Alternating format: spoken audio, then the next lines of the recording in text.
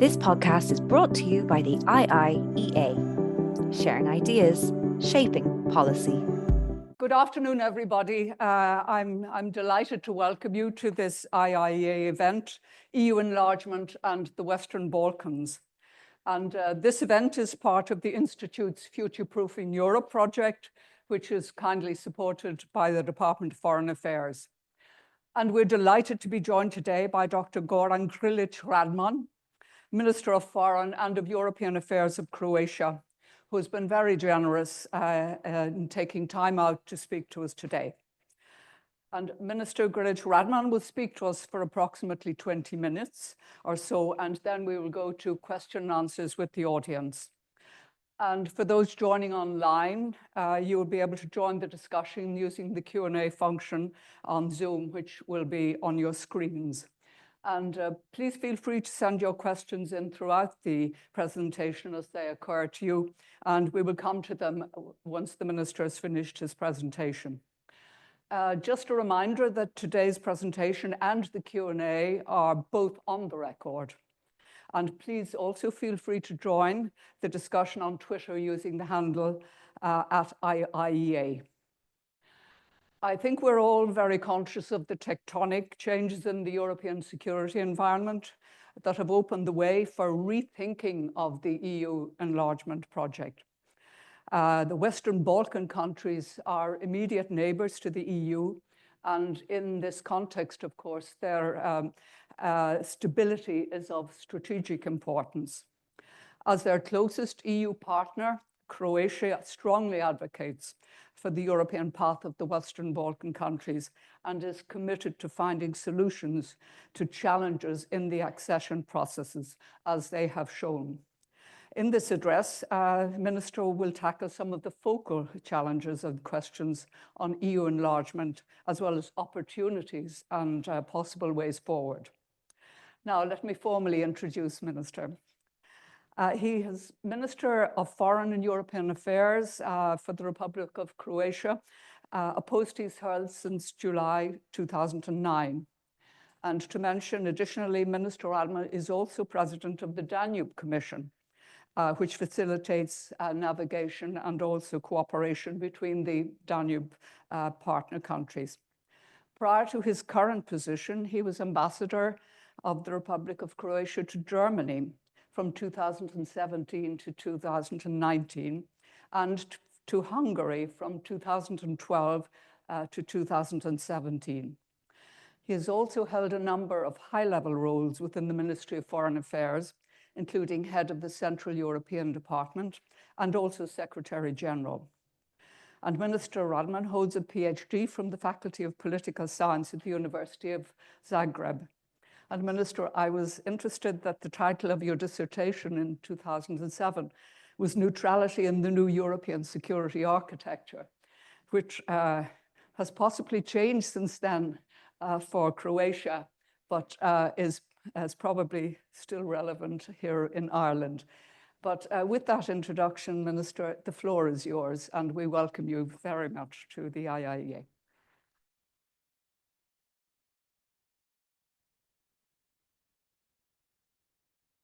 Thank you so much, and Madam Ambassador. Thank you so much, and Mr. White, the Director of the Institute of International and European Affairs.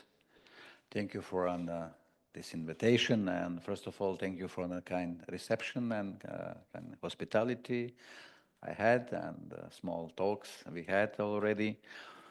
It's my third day, and in Ireland, I arrived just on Sunday in the afternoon, and everyone said to me that so I brought a son. Okay, if this is so I am so happy that so I brought son. I started my official visit with the attendance at the Holy Mass and with creations in St. Mary's Church, and we have here a chaplain, a father, and there were almost 300 people in the church, almost the younger people, and you know, this being a member of European Union is advantage and disadvantage, and however, advantage. But free movement is something that we need and we have to, it's a challenge, however, but we are not more foreigners in the European Union. We are at home. It's our family. It's really a pleasure to be with you here. And on the end of my official visit yesterday, I started my visit with a meeting with my counterpart, Foreign Minister Simon Harris, and also with a very nice person, Mr. President, today with parliamentarians, and now so the Zucker kommt zuletzt, so in the German, and with you together before we are in the afternoon, so we will be on the way to home, to Croatia. Yes, Madam Ambassador, you mentioned also the title, Enlargement, and EU Enlargement and Western Balkans. Western Balkans is really in immediate neighborhood of Croatia. It's next to us. But so enlargement, it will be presented, of course, of Croatian from Croatian perspective. Croatia is a Central and European and Mediterranean country bordering with the Western Balkans. We have developed our identity and culture as a part of Western Christianity, participating in the main political, cultural, and economic trends typical for Central and Western Europe. The specific multi-religious and multinational character of the Western Balkans is a result of a long period of Ottoman influence. However, it remains an enrichment, but also a challenge for internal cohesion in this European region. Against this background, Croatia served as a crossroads between East and West, giving its specific geopolitical position. So crossroad Mediterranean, Middle European country. I'm very happy because of our geopolitical position. When it comes to the Adriatic Sea, everyone says, okay, it's Adriatic Sea. But the Adriatic Sea, it's not only Croatian Sea, it's European Sea. And for those countries who are coming as a tourist, Croatia became also their car destination. Once we are in the Schengen, we enter the Schengen zone. We removed all the obstacles that existed before. And it is value. I will come on that later on. So, and as a crossroads between the East and West, putting Croats into the position to learn how to preserve their Western culture and predominantly Catholic faith. Having all this in mind, it becomes evident why the EU enlargement process in general and EU enlargement towards the Western Balkans in particular is one of Croatia's foreign policy priorities. With this unique knowledge and historical experience, Croatia is contributing not only to the preparation of the enlargement process in Brussels, but also to its implementation in the Western Balkans. As I mentioned, the Western Balkans countries are Croatia's immediate neighbors. With them, we shared also the common history, more than 70 years, besides Albania, but also to its implementation in the Western Balkans. The Western Balkans country are Croatia's, as I mentioned, as such, their stability and development are of great significance to us. Therefore, Croatia is continuously providing support to the enlargement process of the Western Balkans countries. It's in our national interest. And we are vocal proponent of their enlargement. As Croatia, and may I say also Slovenia, we were the most developed republics also in former Yugoslavia. And it is also not by accident that so we also became the members of EU, but also the members of NATO. Because we believe that the European path is the only path for peace, security, democratization, the rule of law, and economic prosperity. I just want to elaborate in more detail. Current tectonic changes in Europe's security environment have opened the way for rethinking the speed of the enlargement process. Russia's aggression against Ukraine expedited the decision of the EU enlargement. And today, the enlargement horizon for the Western Balkans is clear in the new geopolitical circumstances. It is widely understood that more than 20 years after the 2003 Thessaloniki summit, which confirmed the European perspective of the Western Balkans, it is time to move forward. Countries of the region should seize this positive momentum to use this situation, and it is an impetus and for further internal reforms. For the enlargement processes, two principles are key. Two principles. Criteria have to be fulfilled, like Croatia did. There are no shortcuts to the EU membership. And countries have to be assessed according to their own merit-based approach, individual achievements, like Croatia did. Croatia, as the youngest member of the EU, was imposed with additional criteria, benchmarks.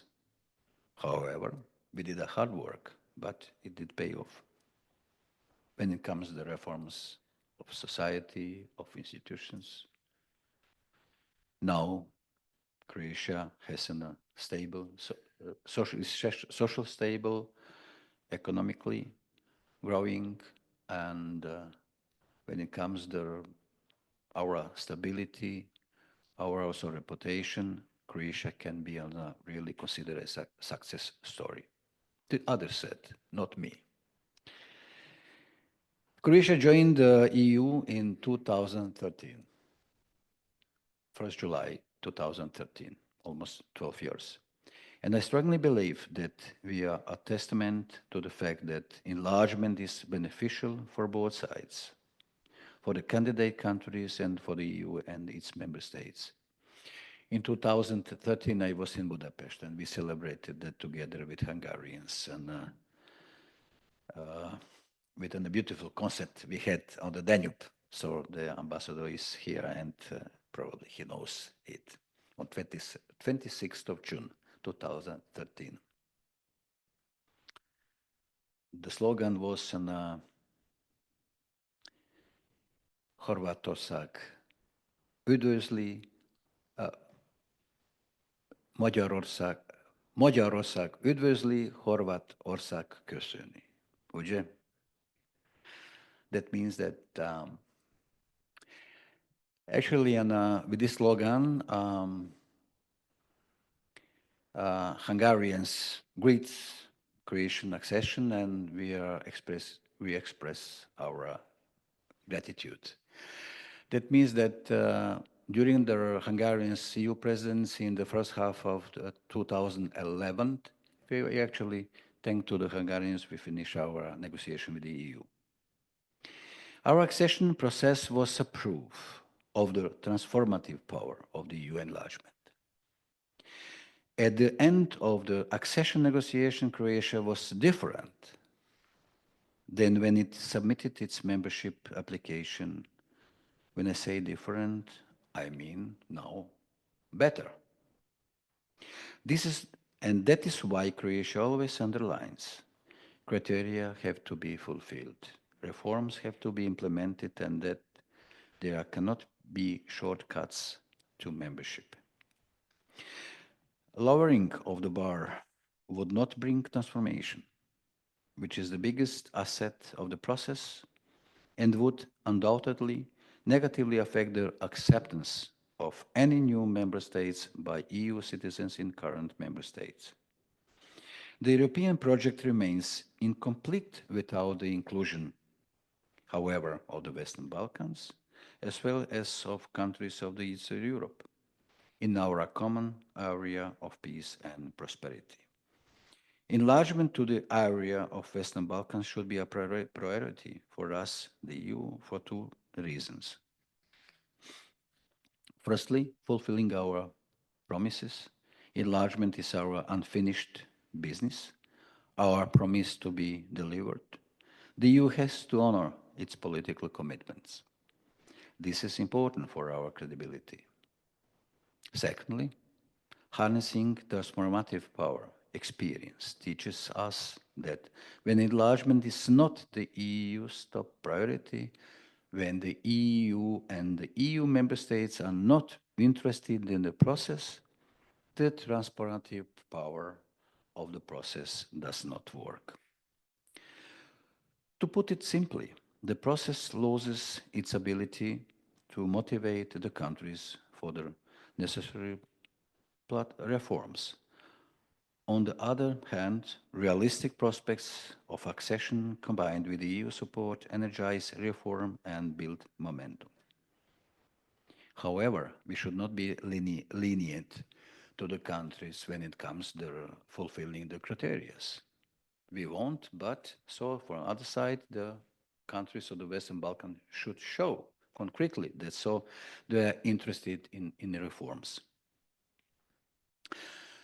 The state of play in the Western Balkans. Supporting Western Balkan countries in the process of their European integration is a strategic goal and a fundamental contribution to preserving peace and stability in the region. There are concerns with the recent political developments in Bosnia and Herzegovina, as we observe some serious challenges to the constitutional order of the country and a risk of escalation into a security crisis. Croatia firmly advocates for de-escalation and restoration of dialogue. We are against any initiatives that would jeopardize the constitutional order of Bosnia and Herzegovina, based on the Dayton-Paris Peace Agreement, which we are going to mark this year, 30th anniversary. We should not lose sight of the long-term stability of Bosnia and Herzegovina that can only be based on the principle of equality and cooperation among three constituent peoples and others. Three constituent peoples are Bosniak Muslim, Serbs, and Croats. Therefore, an electoral reform, especially addressing the issue of the election of legitimate members of the state presidency, is one of the key priorities for the country. Regarding Serbia, we are following very closely the current turbulent political situation. We also expect Serbia to solve a number of issues that are of special importance for Croatia, such as cooperation with regard to missing persons, war crime prosecution, compensation to victims of war and victims of war camps, issues of succession of the former state of Yugoslavia, and other important issues that are overdue, and full alignment with the European Common Foreign and Security Policy. Croatia continues to encourage Montenegro to stay focused on EU-related reforms and committed to good neighborly relations. In our dialogue with them, we consistently point out the need to solve outstanding issues, and we hope to see concrete results soon. We welcome the continued political commitment of Albania authorities towards the strategic goal of integration into the European Union, and we hope that also North Macedonia will catch up with the dynamics of the negotiation in the near future. We expect an additional step forward and stronger engagement from both Kosovo and Serbia in the process of dialogue. Croatia will continue to promote Kosovo's further affirmation regarding its membership in international organization, first of all with the Council of Europe. Reforms and adjustments. As the EU prepares for further enlargement, it must also focus on internal reforms. We believe these processes should proceed simultaneously. The reform efforts should concentrate on 4 key areas. First of all, values, policies, budget, and governance. The European Commission's upcoming comprehensive analysis of these areas will mark the beginning of our substantive discussion in the Council. It is essential to uphold our values and the rule of law throughout the enlargement process, as this will strengthen both the EU and the candidate countries and contribute to a more stable, secure, and democratic Europe. Of course, discussion on cohesion policy and the common agriculture policy are particularly important and challenging, as we need to carefully assess and balance the impact of enlargement, ensuring that current EU members are not put at a disadvantage. Discussion on the next multi-annual financial framework. It's very important. It should also reflect the momentum of enlargement, primarily by enhancing the pre-accession instrument to be more effective and performance-based. Likewise, there are some suggestions for a reorganization of decision-making schemes.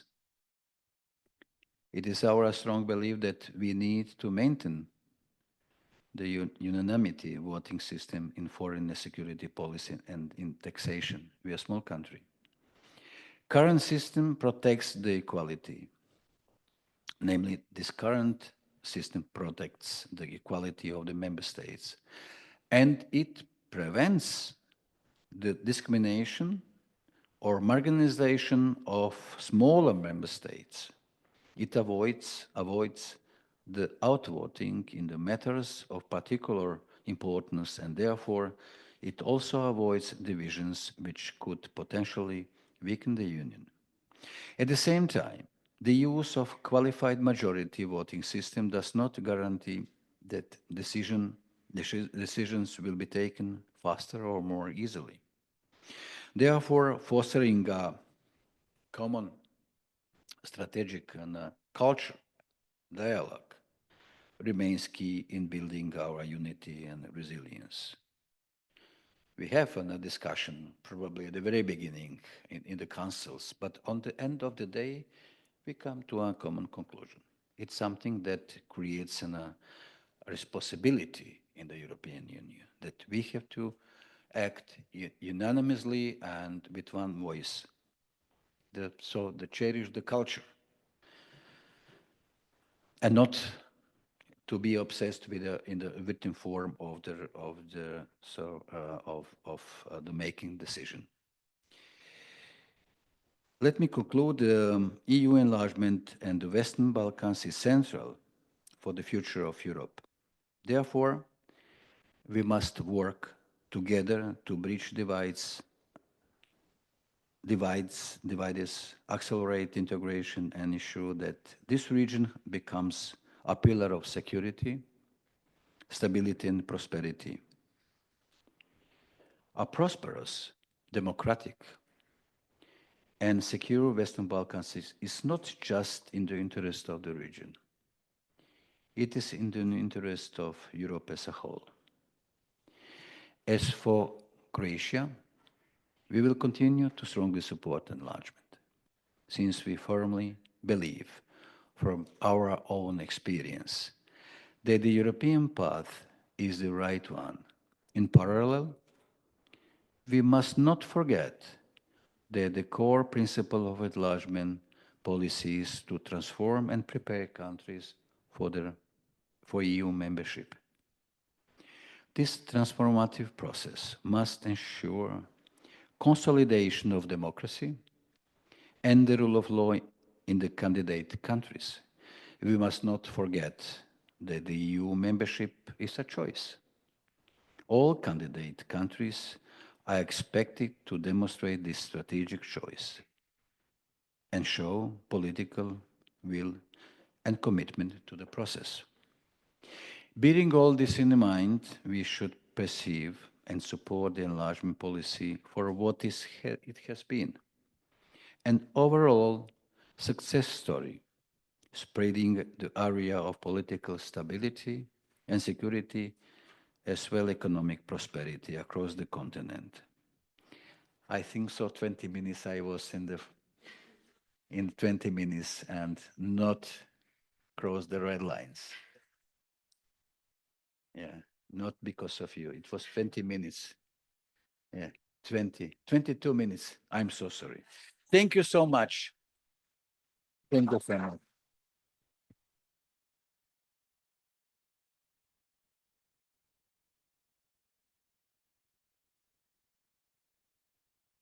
This bridge that we had in the Institute.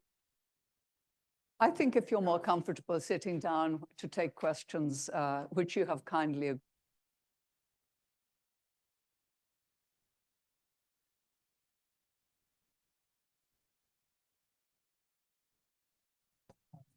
from your point of view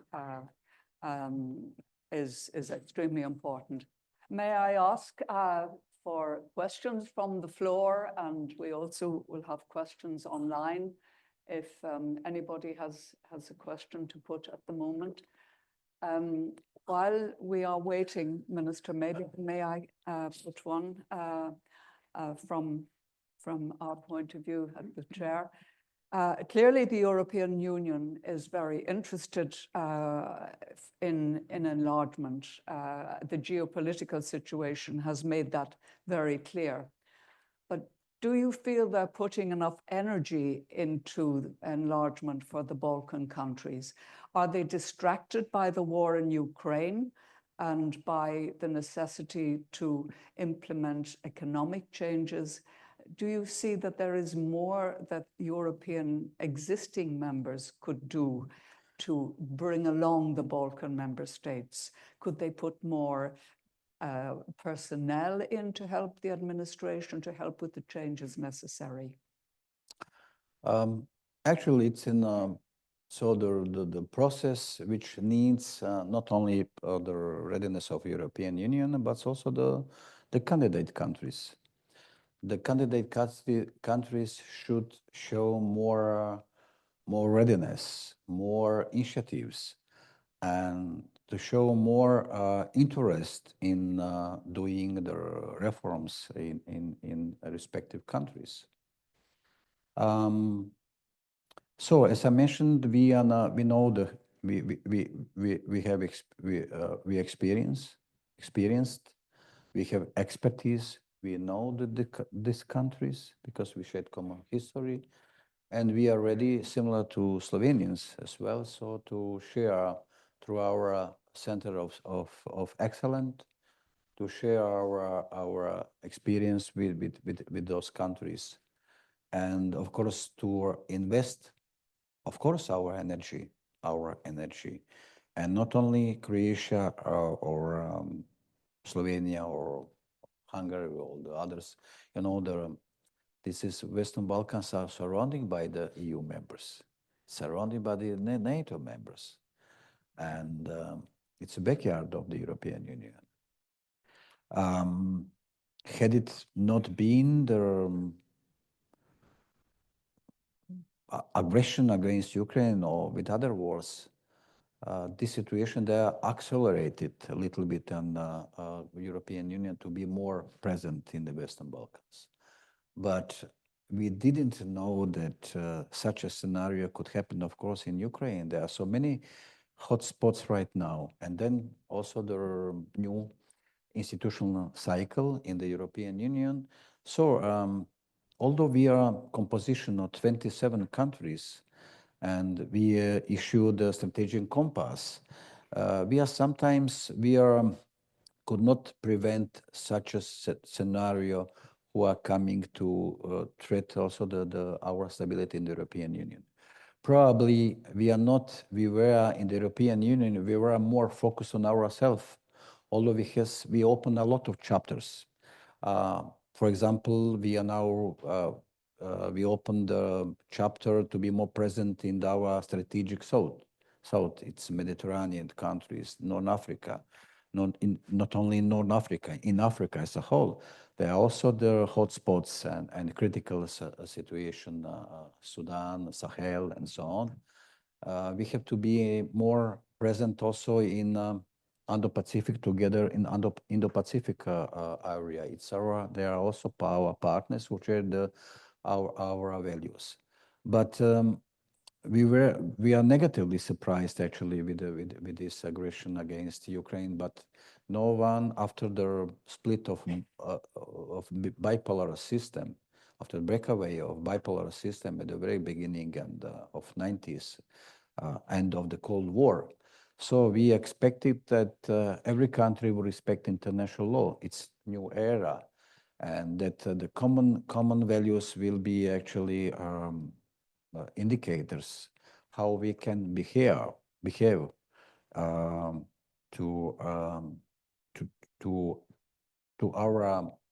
the democracy, to the international community. We are obliged to respect, of course, international law. It's only possible to have a lasting peace and to have a world order as a whole. And of course, it's for European Union, of course, challenge and when it comes to Western Balkans. However, we want to see really readiness in the Western Balkans countries. I mentioned Bosnia and Herzegovina. You followed also the situation with also Mr. Dodik, and you followed the protests also in Serbia with students, and probably Montenegro could be a champion, and once Croatia also enormously helped to Montenegro.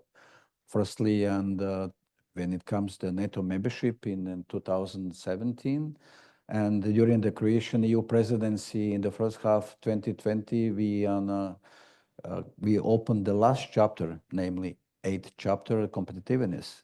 We also helped to close out of 4 chapters to close 3 chapters, and just to show that Croatia can really assess and positively evaluate their endeavor, what they are making in favor to be once a member of the European Union. Stability of the Western Balkans, and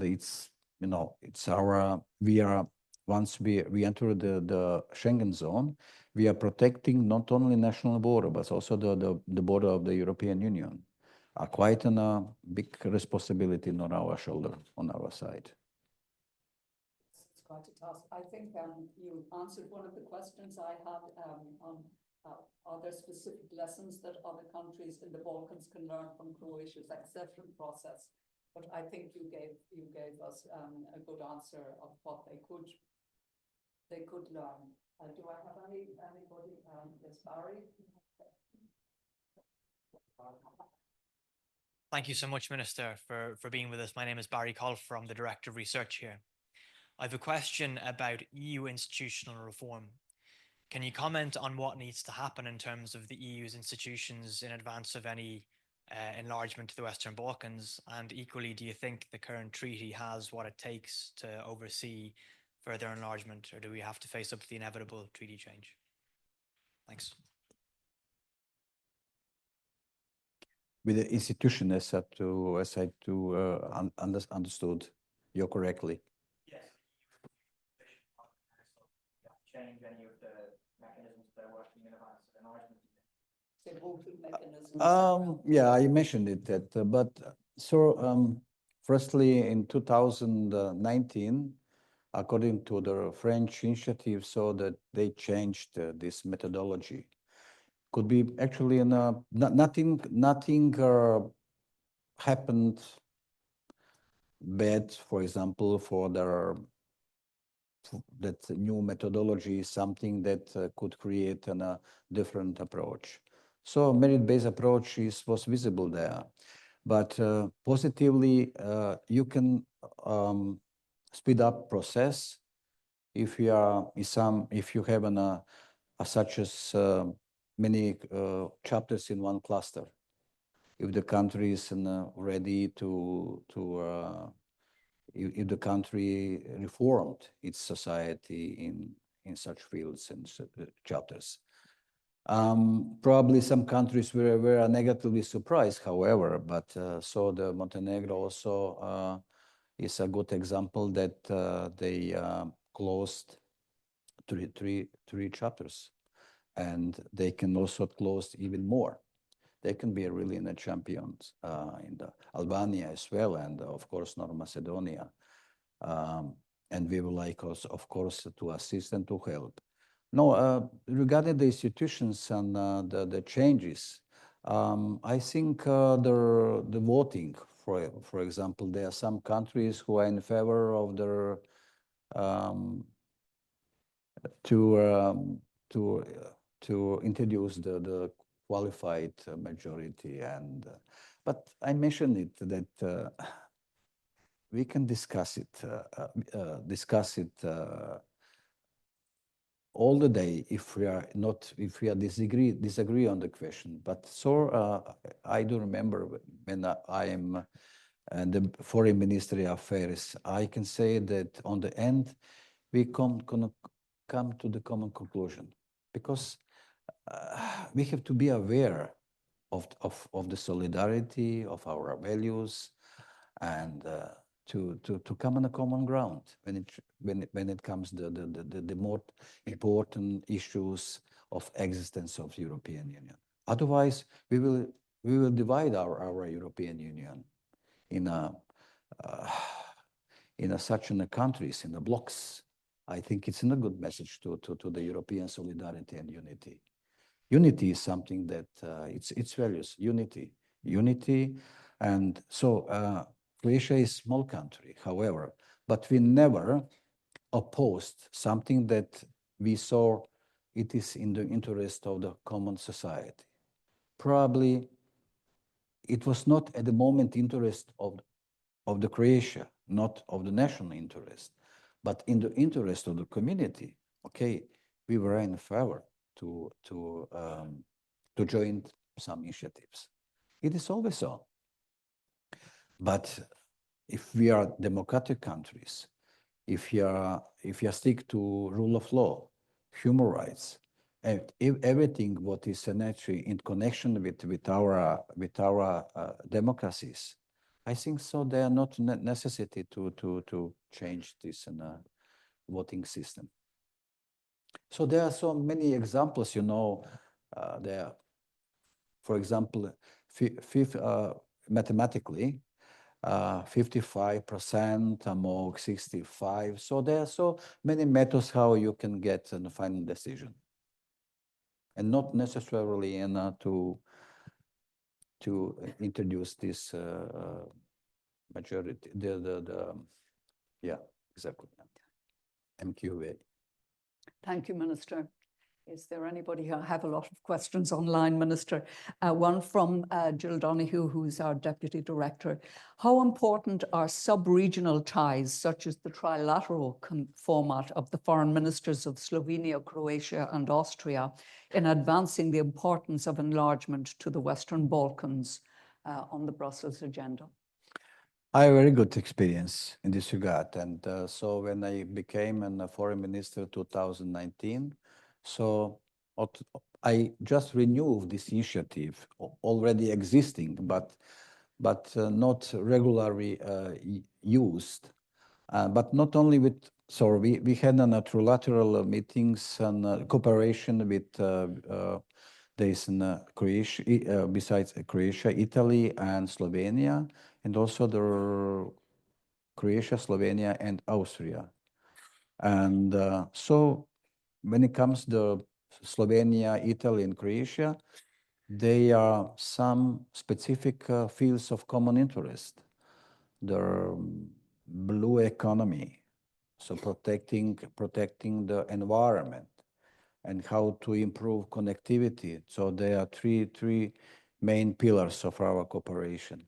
And of course, in general, there also energy diversification everywhere.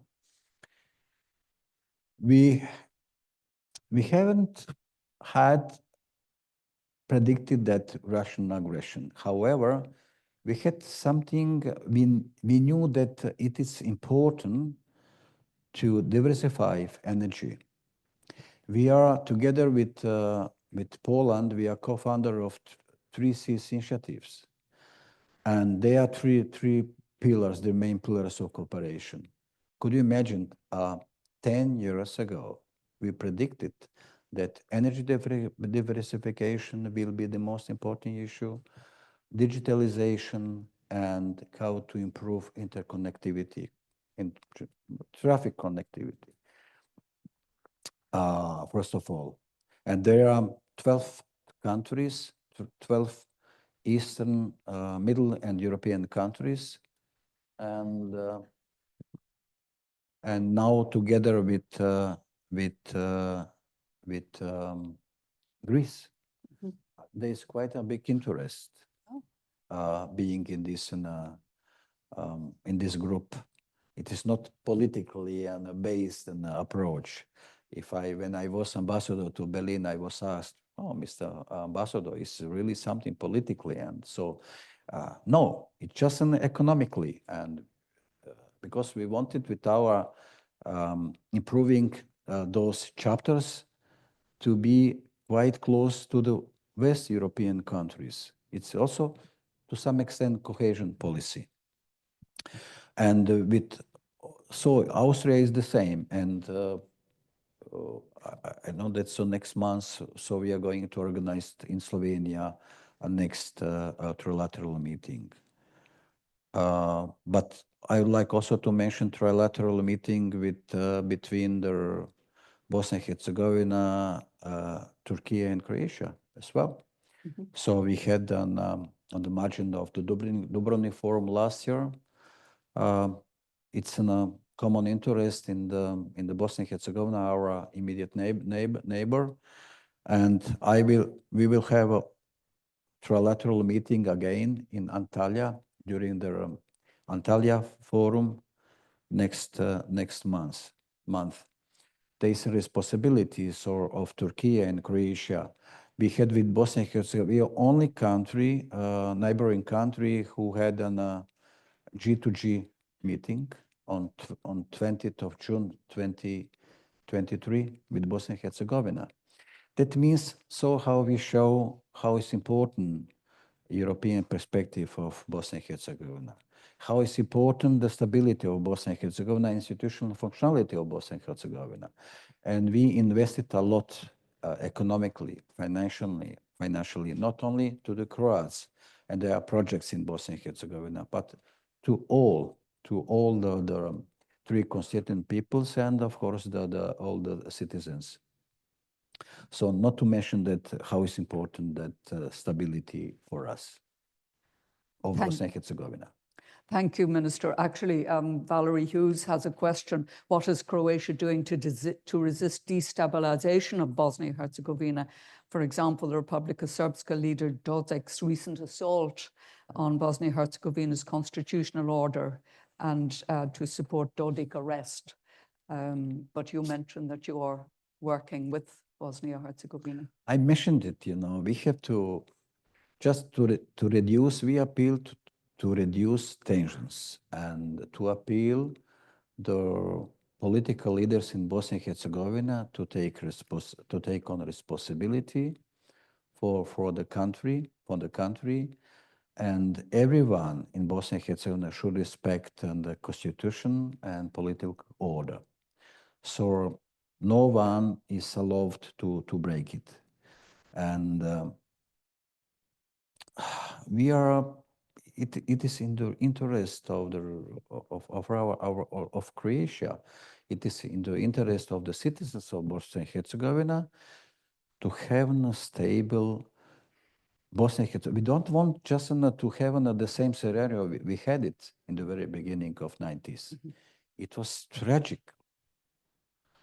And now we have to invest all the necessary and politically, diplomatically, and to be engaged with our allies, with our partners in Bosnia and Herzegovina to prevent any kind of inflammatory and rhetoric or sparks who could just create a new instability or even war. I cannot imagine that, so that could happen there. Just in the eve of the marking of the 30th anniversary of the Dayton Paris Agreement. So we have to have on our agenda in November or in May in Dayton. Now I'm also invited from the former mayor, who is also now the senator, congressman, actually, and who is going to organize the conference regarding the Dayton signing the Dayton Agreement, and we have to mark this this Dayton Paris Agreement, this anniversary, and not we want to see some outcome, some results, and not to see that so that Dayton Paris Agreement wasn't a failure.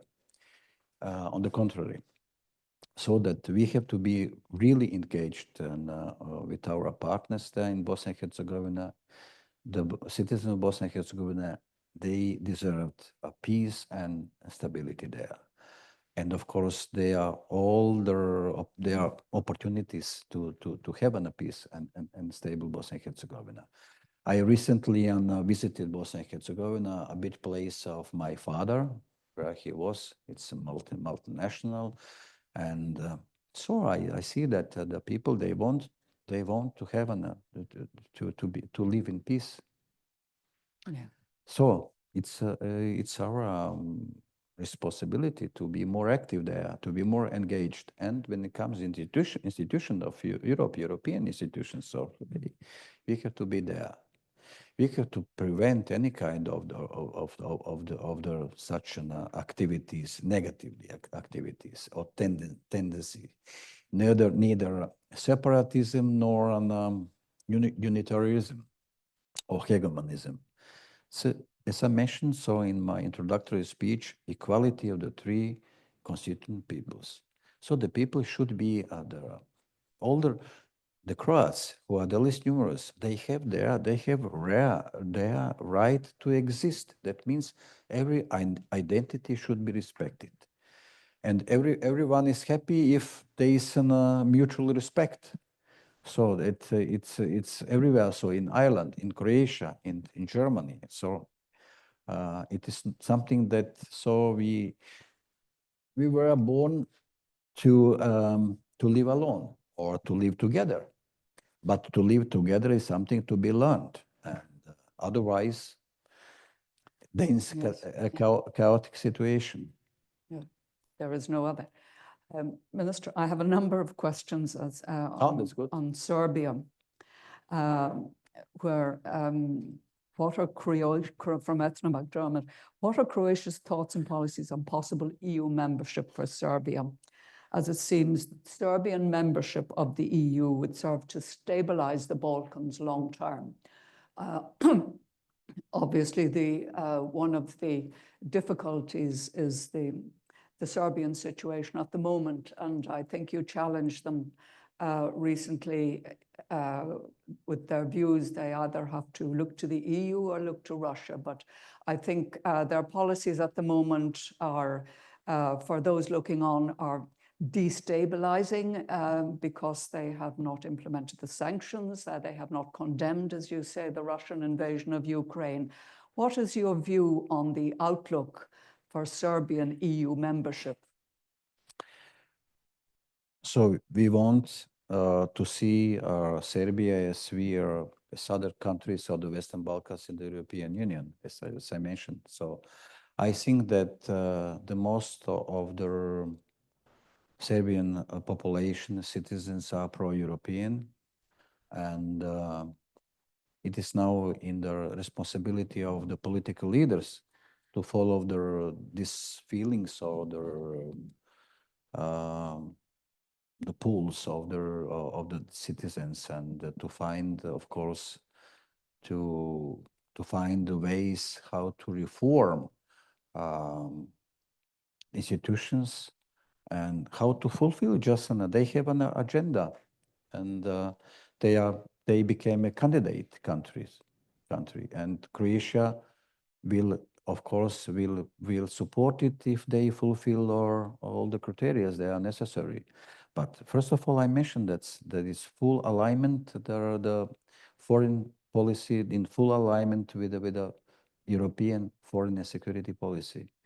If you want to be member of the club, you have to follow and respect the rules of the principles of the club, like we did. So as I mentioned that we wanted to be a member of the European Union, for example, together with Slovenians. But however, we were imposed with benchmarks. First of all, a rule of law, 23rd, 24th chapters. It was demanding, however, but so we work hard to fulfill it. And it's, as I mentioned, it's not a shortcut. So whether you want or you not want to be a member of EU, if you want to be a member of EU, it's clearly written, you have to fulfill something. You have to transform your society, to transform, to undertake reforms in the institutions and to prepare society for the EU. Otherwise, if we see the politically shortcut, then and there's nothing happened, no process, nothing, what we will have then the country with a burden on their shoulder. And then what we are going just to help the country to reform itself in the European Union.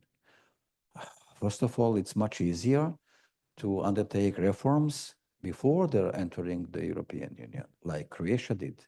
And it's very, very simple. But of course, it asks, of course, the strength, of course, the engagement in this regard to fulfill all the criteria and benchmarks, and like they open some chapters. That means if they open some chapters, they can also open other chapters, yes. And later on to close chapters. Like the Montenegro, they open all the chapters. Now what remains now to close the chapters. But it must be visible. It must be visible. They know what is their homework to fulfill. And if you just do your homework, then it's good. Then you will be awarded. You will be awarded by the positive European European Commission review.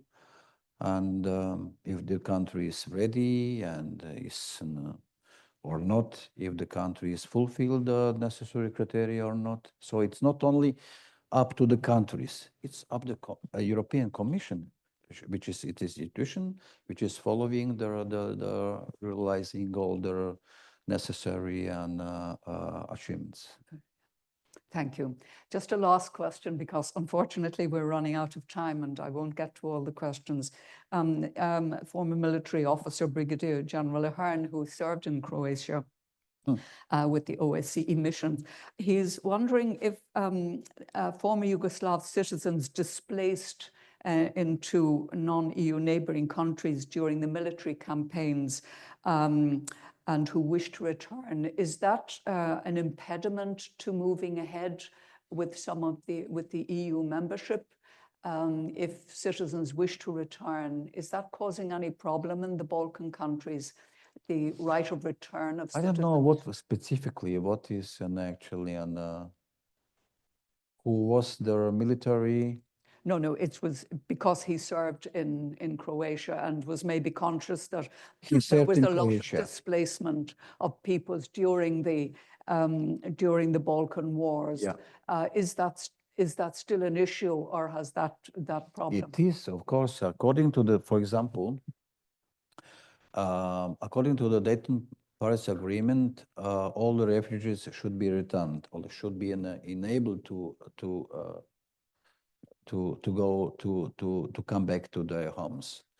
In the Serbian entity, so Republic of Srpska, so they live there 220,000 Croats, and now only 20,000, almost 20,000 came back.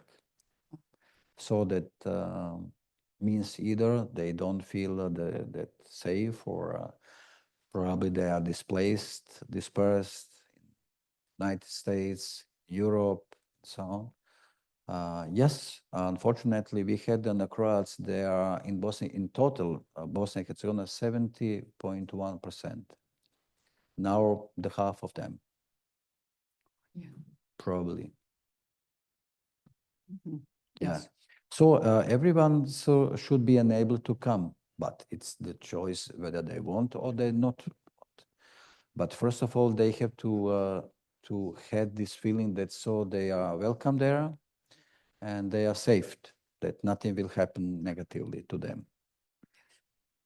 Minister, we have gone slightly past the time, and we have more questions. But may I thank you most sincerely for coming to us here today. I think we're very grateful for your presence, because you come from the far east of the European Union to the far west, and you give us the opportunity to get that very special view from the neighborhoods, close neighbors of the Balkan countries, which is very interesting to us here. I think you've given us a very good outline of the path you went to membership, and also your deep engagement with the Balkan countries. And I think it's very encouraging that a close neighbor like Croatia is so engaged in bringing forward membership of the Balkan countries, which of course is one of the certainly the geopolitical aim of the European Union. And we hope that that can proceed very quickly. But thank you very much for your presence here today. It's very much welcomed, and we wish you every success. Thank you. Thank you. This podcast is brought to you by the IIEA, sharing ideas, shaping policy.